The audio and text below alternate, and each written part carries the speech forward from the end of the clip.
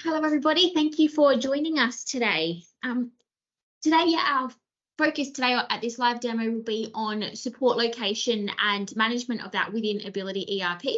So we'll be showcasing our window and tab structure for support locations, as well as some of the benefits that you have from having that data in the same software solution as your other areas of business, such as finance, customer management, incident reporting, task management, etc.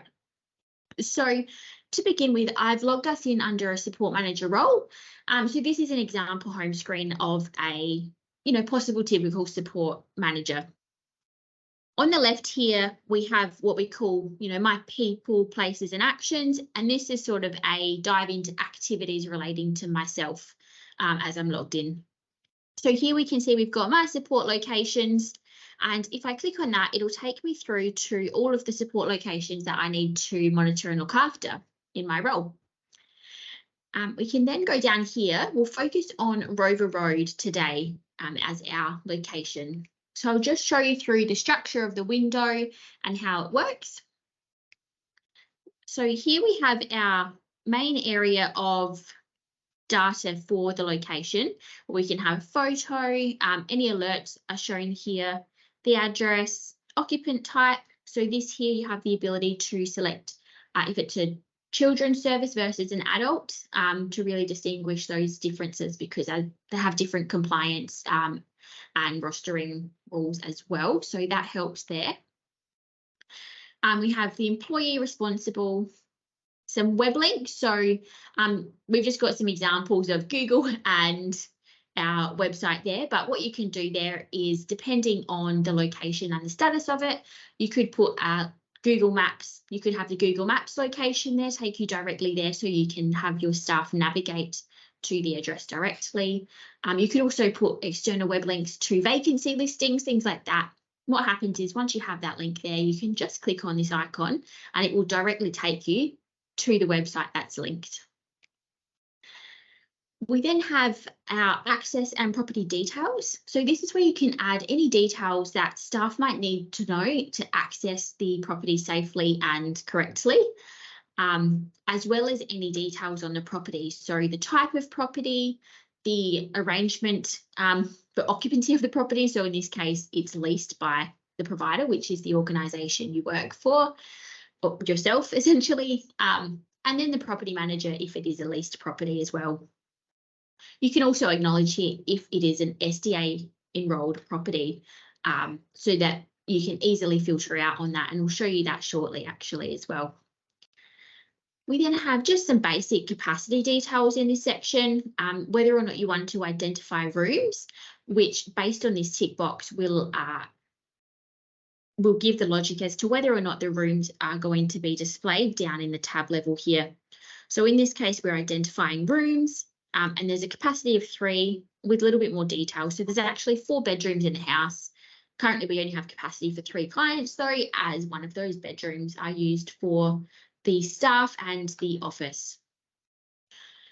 So that's just the core data we have on locations in AbilityERP at the moment. However, as with every area of our system, it's completely customizable. So if there's some data sets that you really want to add on to here, we can just add a field, a tick box, calculations, or any other relevant data to it to allow you to capture that.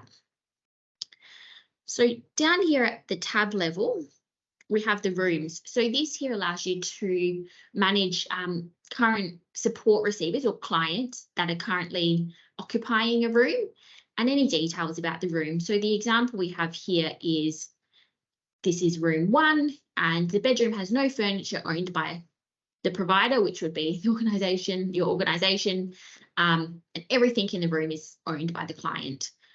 We then have the occupant's name and start date. So that's when they moved into the property. We also have here the room use ID. So this just identifies the current use of that room. We can get to that a little bit more, but as an example, if I put this in grid toggle, you can see that we have 4 of these rooms, 3 of them, this one here. So 2 of them are client bedrooms. One of them is a vacancy, which is currently being filled. and one of them is the staff bedroom and office. So a real benefit by breaking down the rooms is you can list any detail to each room as required and also have that reference directly back to that occupant. And as you can see here, you can't actually enter that data. That is automatic and is populated via the client detail window. So I'll show you how we can do that shortly as well. So we'll then go back to the support receiver. To the support location window, and we'll go across here to the alerts. So this is where you can add any alerts to the location, and they will populate up in this area if selected to do so. So you can select an alert type. We might type incident. Fence is under repair, and then you can identify if you want that to show as an alert on the header or not. So in this case, this might not. You may or may not need it to be jumping up at the top, but you might want to have it recorded down the bottom so that staff can still find it and have valid from and valid to. So in this case, we'll just do it as a yes to show you the functionality. Save that record, go back to the main window, and as you can see, we've got an additional incident, alert incident, fence is under repair. So that just allows you to really bring to attention anything critical that any support worker might need to know when they're going out to the property. We then have the activities. So down here, activities can be used in many ways. We have activities against a lot of the records within AbilityERP. For location, we've set up an example here of how you could use this to record property maintenance activities, any other tasks, so vacancy updates on the website. Yeah, the maintenance, such as, every time we have maintenance or contractor attendance, the staff can record that against the property. So you always have a record. So the examples that we have here, we've got electrical tagging. So Tom's electrical attended today and tested and tagged all of the electricals. You can see how we've entered as well the start date and time and the end date and time. So not only does that have record attached to the location at all times as to the attendance, it also can show how long they were on the site for and exactly when that occurred. So we'll go back to grid toggle, and as you can see, we've also got that same setup for gardening and pest spray. So you can also search. So as you can imagine, over a year or two of activities, this list will get quite long. So the ability to search and save some queries in here is also easily there. So if we were wanting to search any pest, we want to see what's happened with pest control here. Search for pest, and we can see here we've got one record. Last attendance was on the 14th of August, and the pest spray company attended and completed the spray. So that's an example of how the activities can be used. Of course, activity type could be broken down even further if you wanted to have that more detailed granular reporting as well, such as you might have an activity type of pest control, you might have a gardening type, can go as deep as you'd like. Excellent. So moving on from activities, one of the other great sort of benefits of having all of the data in the system is the ability to search and filter through it based on any criteria that exists, essentially. So we have two ways of doing that. Well, there's more than two, but there's two sort of broken down ways, and that is dashboarding and reporting. So with the integration of Metabase, we have the ability to create dashboards based on specific data sets relating to any area, but in this case, support location. So we'll open up our example here, and here is just a few examples we've put together where this is just showing you an oversight of data. So rather than going into the detail of, this record and then actioning it, you can just see an overall. So to get a good idea of where all of the locations are sitting or anything, we can create that. So we can see here we're going by NDIS region. We can see that 3 of our support locations are in the Adelaide Hills area. One of them is in the Eastern Adelaide and one of them is in Southern Adelaide. We have 3 locations currently enrolled with SDA. etc. And there's also the ability up here to filter out. So if I want to see only locations that are commercial or houses, can click on that, add that filter, and that will update all of these dashboards.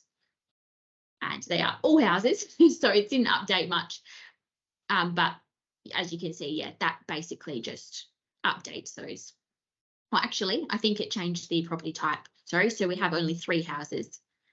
So if we unselect that one and update the filter, we've gone back to our 7, sorry, and now we can see the breakdown as well easily. So that is the Metabase option where you can get a good oversight of general location data. And you can, of course, expand that in much more detail as required, such as, how many requests are on each location, things like that. The other option is to really do in-window reporting would be a way to describe it. And that is, you can set searches and filters on any data set that exists. So I've created a couple of saved examples. So here we have bushfire risk location. So if I click on that, what that will do is it will just show me the locations that are in a bushfire risk area. And that can be saved to anybody that requires that saved search. Another example is SIL locations. So we want to see only our locations that provide supported independent living. And there's the other example. So that's just one way, 2 examples of the saved searches you can do, but they can be as detailed or as simple as required. With saved advanced searches, you can add many criteria, or you could also just look up for any specific records or a one-off search as well, based on any of those fields. So we'll move on to some other areas, I guess, related to location. So the other sort of key area we wanted to show you today was the ability or the benefits of having your location data in the same system as all of your other organizational data. So what that means is that you can reference it. So whether you're lodging an incident or creating a financial transaction, you can reference the location and then be able to zoom around essentially through the system to see what records relate to each other. So for example, here we have Rover Road. We can go up here and go to zoom across. And this is where we can see any animals that reference this location, any logins, any support receivers, which are clients in our system, and any inquiries. So what we can do is we can just zoom straight there. We can see these 2 records are animals that live at Rover Road. So any support worker can access these, or any manager as well, and see what do I need to do animal maintenance wise if required when I go out to this location. And in this example, we've got Trev the turtle, and this is just the details. He lives in David's room at Rover Road and how to look after him. So we'll go back to support location. We can see as well, we've got logins. So we can see any logins that are there. So Wi-Fi passwords, Foxtel, Netflix, having this all in the system and linked up allows easy maintenance and access control as well. So having it in the system but not on the same table allows easy access. So you might not require support workers to see all of this login detail. And then based on the access restriction of the user that logs in, they may not have that option when they go to zoom across. Excellent. We also have request management all linked in through support locations. So we can do a quick check here and see any active requests for this location. We'll go across here. We can see, yeah, we've got electrical tagging due on the 16th of August, as well as, what is our second one? Please arrange the fence damage to be repaired. So these 2 requests, they'll sit within the request window, but linked through to the location. So the benefit there of having the task management system here is when that person, in this case, we've got it assigned to Ella. When Ella logs on to action this request, she doesn't need to have a big amount of detail in here. She can actually just see where has this come from. we can jump to the record to see which location do I need to be looking at right now. You can see it takes you directly to Rover Road. There's that relationship, and it goes the other way as well, of course. And you can also see we've got an incident ID here. So if we click on that, that will just show that. I'm logged in as support manager and have restricted access to incidents. So that works well.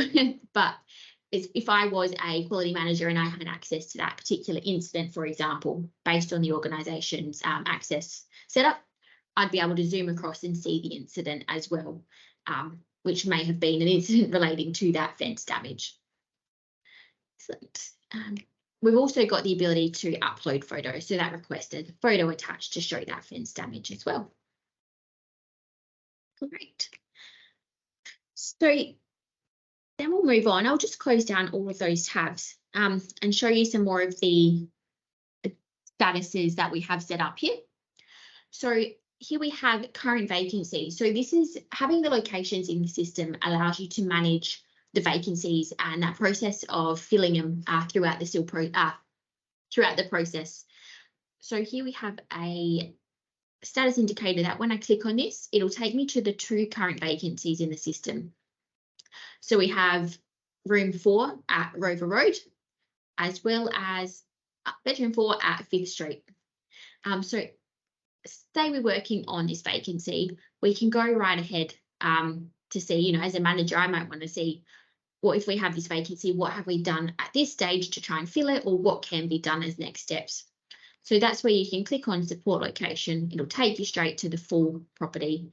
One thing you can check as well is inquiries. So that would be if somebody's inquired about the property, and you can look at any data there.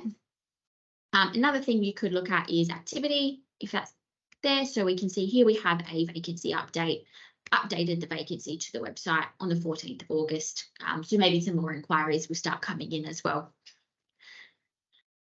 So you could, just zoom across, and once a vacancy is updated, so let's say we now have somebody to fill that vacancy. So we'll go to support receiver. They've gone through the inquiry process and they are now ready to move in. Just find a support receiver. What you'd do is you'd go to the location tab, you'd add it in. Instead of creating a whole new address for them, what you'd be doing is actually assigning them to the existing location. So in this case, we're going to have John move into the vacancy at Rover Road. So this is going to be his support address. The room number he's moving into is room 4. And we're having that, he's moving in on the 30th of August. So once we save that record, what that will actually do is update our support location room tab. So we'll go and have a look at that now. We'll go here, have a look at room number 4. We can see here, we've got James moving in on the 30th of August. So now we can actually change the room use as well to client bedroom, update this, and put any details that are required. Save that record. We'll go back to our home screen and we'll refresh our statuses, and we now have 1 vacancy to fill. So when we go there, we just have that 1. So that's that process of really how you can monitor and make sure you're up to date with any vacancies and what's being done to fill them. And that is, the sort of key areas. We haven't gone through yet the financial benefits of having the all-in-one system. So one of the biggest benefits of having your locations in the same software as your financial data is that, in AbilityERP anyhow, we have set it up so that you can reference your location in any financial transaction or posting, which means when you complete an invoice or pay an invoice, you can reference a support location. And then when you do your financial reporting, look at that accounting element, that accounting dimension to look at the profit, loss, any expenses, etc. So as an example, I'm just going to change role out of support manager because this financial side of things, the manager role does not have. So we'll go in here and we'll go to an invoice. Now I've set up a saved query to show Rover Road. We can see here, this is an invoice for one of the clients at Rover Road. It's referenced to Rover Road here, and it's a total of $5,196. We've already posted this one to April. So I will show you the postings. We can see here the dimensions that have been posted. So basically that just is putting these amounts to these account elements and referencing the business partner project, which is a service agreement, the activity and the location as well. So what we can do there is I'll just run a financial report, a profit and loss, which I have set up to show the example of Rover Road versus all of the other transactions. And we'll just run it for April this stage, and we can look at that difference for you. So you can set this up then and run it for all of the locations that you provide services to with as much detail or as little detail as required. So we'll run this report. And we can then see here we've got for April 2023 Rover Road, we've got the sales, cost of goods sold, the profit, operational direct expenses, and etc. But the big difference here is we have Rover Road profit and loss here, and we've got all other locations, which would include Rover Road as well over here to the right. And that's just a very basic example, but just showing how having that dimension in the accounting posting, really allows that level of detail so that you can look at what services are performing very well versus which ones aren't. And linking that in with vacancies is even more important at the moment as well. So that's a bit of an overview of, support locations, and I guess it's really hard to cover all of the benefits, but just some of the benefits of having it in the same system as your other departments, so finance, etc. Thank you for joining.